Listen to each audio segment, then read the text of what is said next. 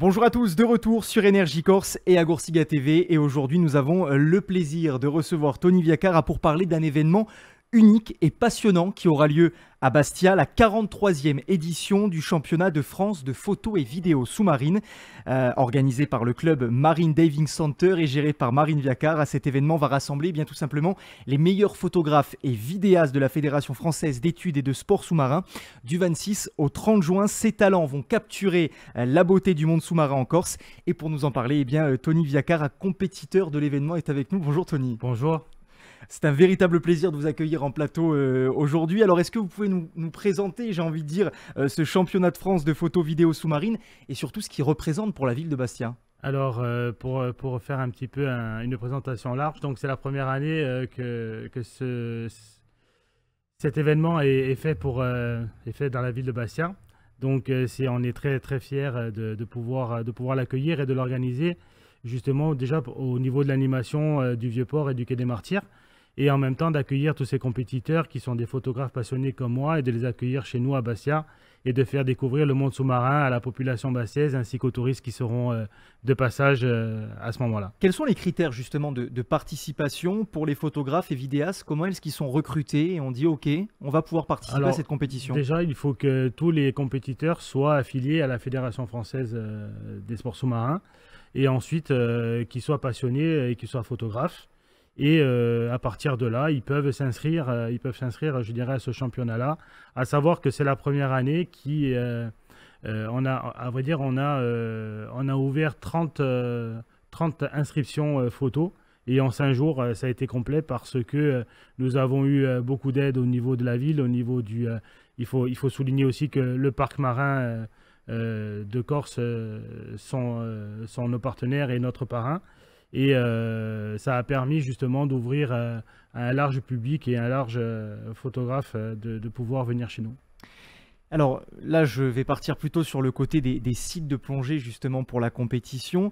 Comment est-ce que vous choisissez ces sites? Comment est-ce qu'ils sont confirmés, j'ai envie de dire, et quels sont les défis logistiques pour organiser un tel événement à Bastia? Parce qu'on se doute qu'ils sont nombreux. On se doute qu'ils sont nombreux. Alors déjà, les sites sont proposés. On a proposé une dizaine de sites donc à des personnes qui font partie de la fédération et qui sont venus passer une semaine chez nous pour plonger sur ces sites-là. Et à partir de là, ils ont déterminé 4 sites. D'accord. Donc ces sites-là, une fois qu'ils ont été définis, ils ont été validés par la fédération.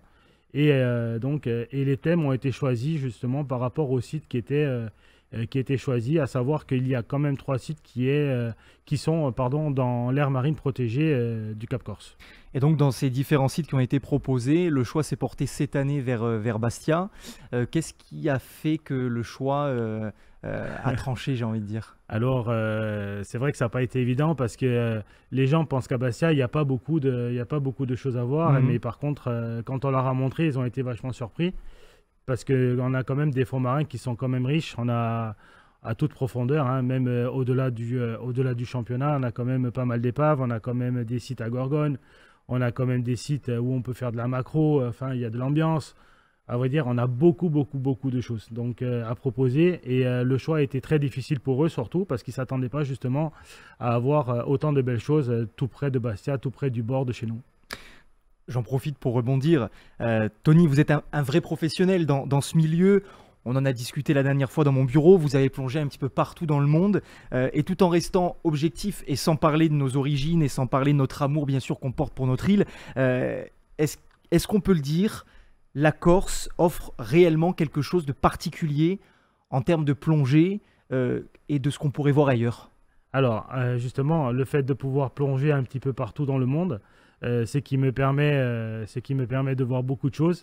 Mais par contre, je trouve toujours un réel plaisir à revenir chez moi parce que chez moi, à vrai dire, on a tout. Alors, sans être chauvin, on a des épaves, on a des fonds merveilleux. On peut plonger le matin, c'est une ambiance. On peut plonger l'après-midi, c'en est une autre. On découvre assez régulièrement de nouveaux sites que l'on propose au sein du club.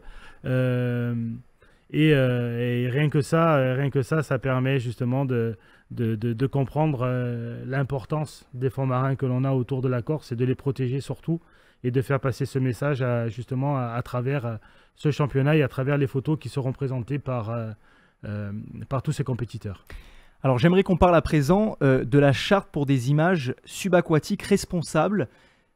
Quelle est l'importance de justement ce côté éco-responsable dans la compétition? Alors, sans rentrer dans le détail bien sûr, parce qu'on pourrait en parler des heures, mais le message il est très clair. Donc quand on a décidé, enfin quand ma fille a décidé de faire ce championnat, je lui avais bien expliqué que justement il est interdit de toucher quoi que ce soit sous l'eau. C'est-à-dire que les photos doivent être réalisées dans leur milieu naturel et non pas à commencer à toucher les animaux, la faune, la flore, justement pour que la photo soit belle. La photo elle doit être réalisée comme elle se présente dans l'eau et justement le gagnant se fera justement à ce niveau-là parce qu'il va falloir qu'il y ait quand même pas mal d'imagination le but est justement de passer ce message, de ne rien toucher. Et de toute façon, il y aura des plongeurs qui surveilleront, je dirais, les compétiteurs. Si toutefois il voit que cette charte n'est pas respectée, il peut y avoir la personne peut être disqualifiée ou avoir des retraits de points. D'accord. Et c'est vrai que lorsque je lisais tout à l'heure le dossier de presse que vous nous avez fait parvenir, je lisais que finalement les photos sont le plus réussies au moment où le photographe devient, j'ai envie de dire, un poisson parmi les poissons. C'est ça. À vrai dire, il faut vraiment se mélanger au milieu naturel et essayer de réfléchir un peu comme eux, ce qui n'est pas toujours évident.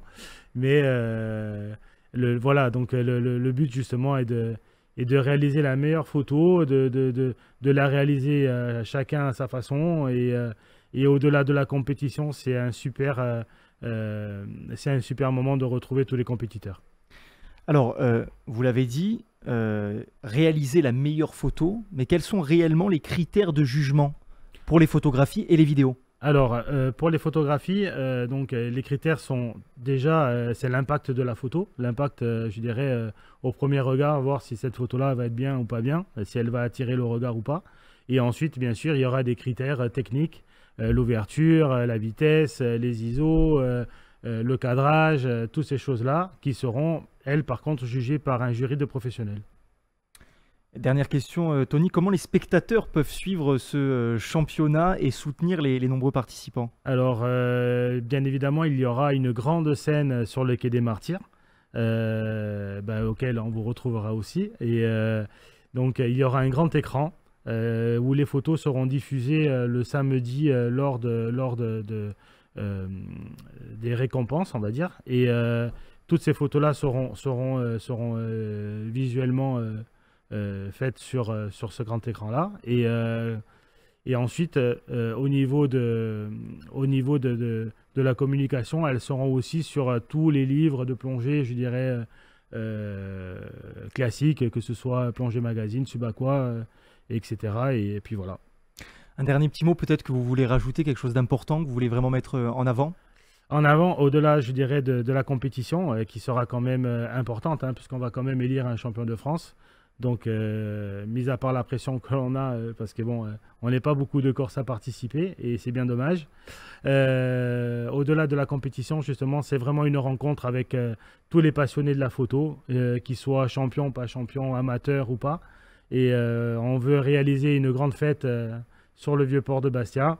Et d'ailleurs, je tenais à vous remercier justement de nous soutenir et ça fait plaisir et on est très content de vous accueillir samedi chez nous sur le Vieux-Port. Avec plaisir. Merci beaucoup Tony d'avoir été avec nous. Merci pour ces éclairages passionnants donc sur le championnat de France de photos vidéo sous-marine. On a hâte, je vous le dis, de voir les incroyables images et vidéos qui vont être réalisées pendant la compétition. N'oubliez pas donc, rendez-vous du 26 au 30 juin à Bastia pour admirer le travail de ces artistes sous-marins et soutenir cet événement qui met en avant non seulement le talent artistique mais aussi le respect et la préservation de l'environnement. Merci à tous de nous avoir suivis et on se retrouve très vite comme à chaque fois sur Énergie Corse et à Gorsiga TV.